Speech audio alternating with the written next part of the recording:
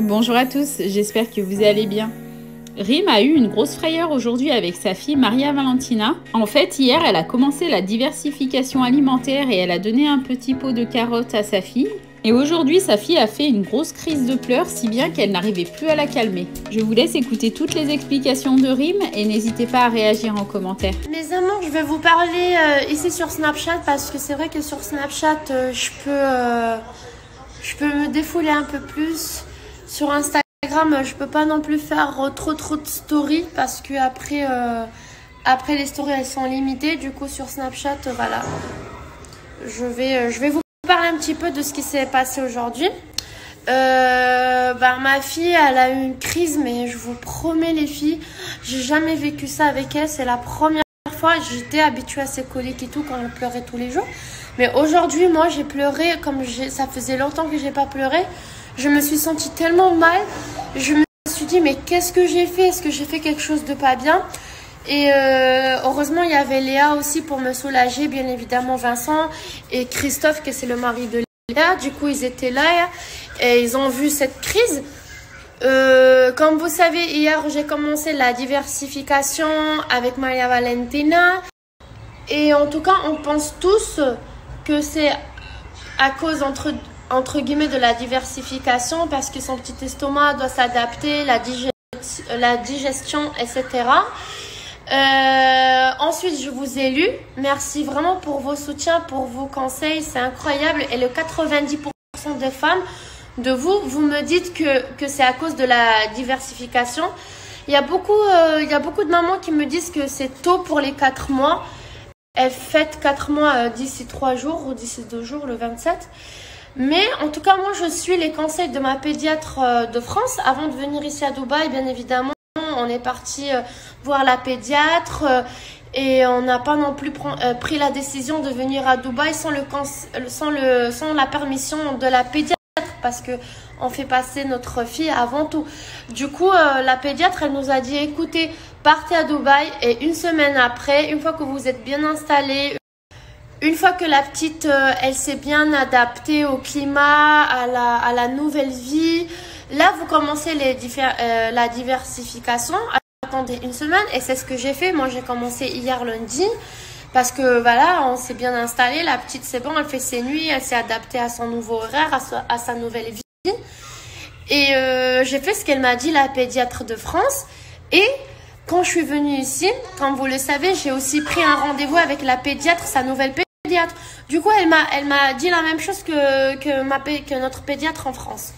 Et c'est ce que j'ai fait. Je sais qu'il y a beaucoup de mamans qui pensent que c'est jeune, qu'elles ont attendu jusqu'aux 6 mois du bébé. Mais en tout cas, moi, j'ai suivi les conseils de ma pédiatre. Et du coup, aujourd'hui, je pense que c'est ça. Après, il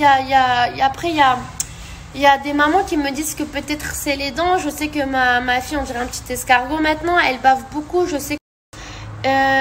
voilà, je disais qu'il y a beaucoup de mamans aussi qui me disent que peut-être c'est les dents. Car elle a ses gencives un petit peu gonflées. On voit un peu du blanc. Du coup, il y a aussi... une autre option, c'est la pic de croissance parce que la petite, elle commence à, voilà, elle est un petit peu tendue. Du coup, c'est vrai que c'est beaucoup d'informations. Et après, moi, je sais plus quoi penser, sincèrement.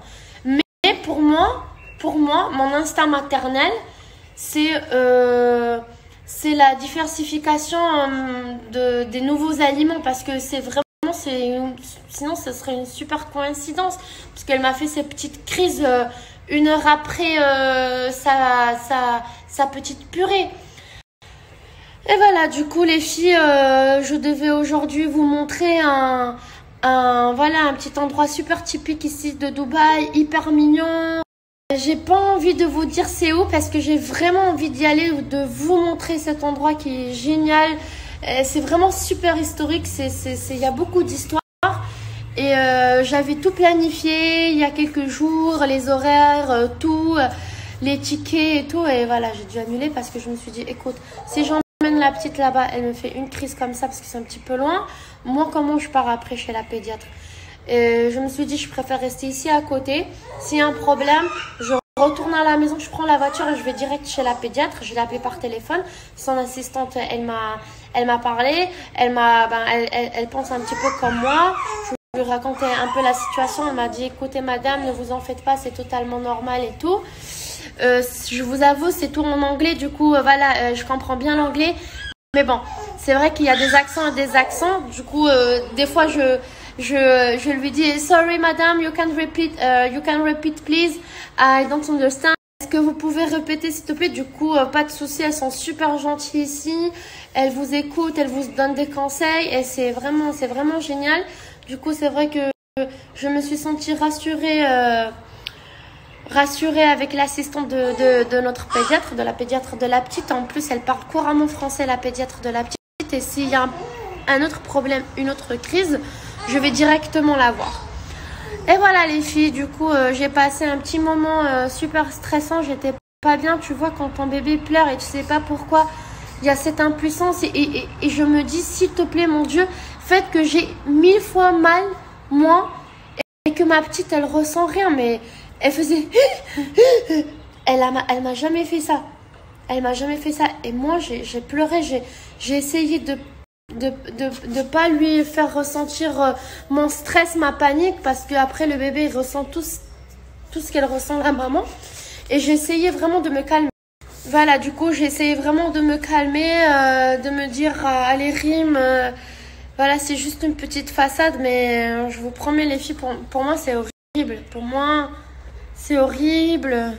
Je vous jure, j'ai les larmes aux yeux quand je pense encore à cette situation. Et tu vois, je me sens fautive. Je me dis, qu'est-ce que j'ai fait de mal? Est-ce que c'est pas bien que je lui ai donné la purée trop tôt? Mais non, mais la pédiatre elle m'a dit de faire ça. Vous voyez, du coup, voilà, je suis un peu inquiète.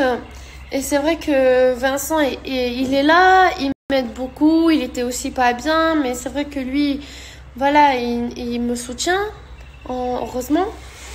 Et disons que j'arrive à garder un peu plus mon calme. Toi, tu as l'instinct maternel qui fait que tu es tout de suite très stressé. Chose que je peux comprendre. Mais c'est sauf que moi, j'arrive à me dire que... Quoi, bébé? Bah, je disais que, tu sais, c'est un enfant qui est maintenant, qui a 4 mois. Elle a passé plus de temps dans ton ventre que dans la vraie vie. Donc toi, forcément, tu as le truc de tu stresses très vite, c'est ton instinct maternel. Moi, mon instinct paternel fait que j'arrive à me dire, ok, si on stresse, la petite va sentir notre stress et c'est pas bon. Il faut juste qu'on garde son calme. Si toi et moi, on commence à stresser, c'est pas bon. Alors que tu stresses et que tu sois paniqué, que tu pleures, je l'entends et ça serait pas normal que ça ne t'arrive pas. Tu vois ce que je veux dire? Ça serait pas normal. Mais la chose normale, c'est que moi, j'essaie d'apaiser, qu'il y ait la balance entre nous deux. Et c'est pour ça que c'est super d'être en couple et que je respecte beaucoup les mamans célibataires. Mais c'est vrai qu'on a su gérer à deux. Je pense que si moi, je t'avais pas avec moi, je ne saurais pas gérer. Et si toi, tu m'avais pas, on aurait du mal à gérer. C'est normal. C'est tout à fait normal. C'est beaucoup de travail. C'est un petit enfant de 4 mois. C'est normal. Et maintenant, elle sait pleurer. Elle fait pas que crier. Ouais. Elle pleure. Là, elle pleure. Vous voyez, les filles, c'est vraiment des larmes. Elle pleure. Du coup, voilà. En gros, on s'attendait pas à cette crise.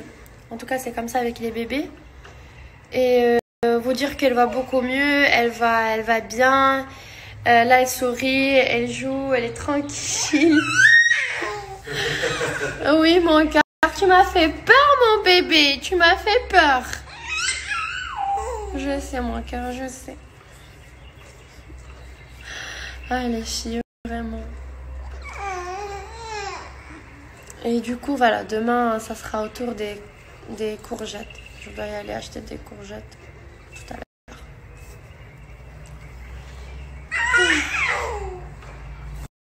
Mais en tout cas, vraiment vous remercier.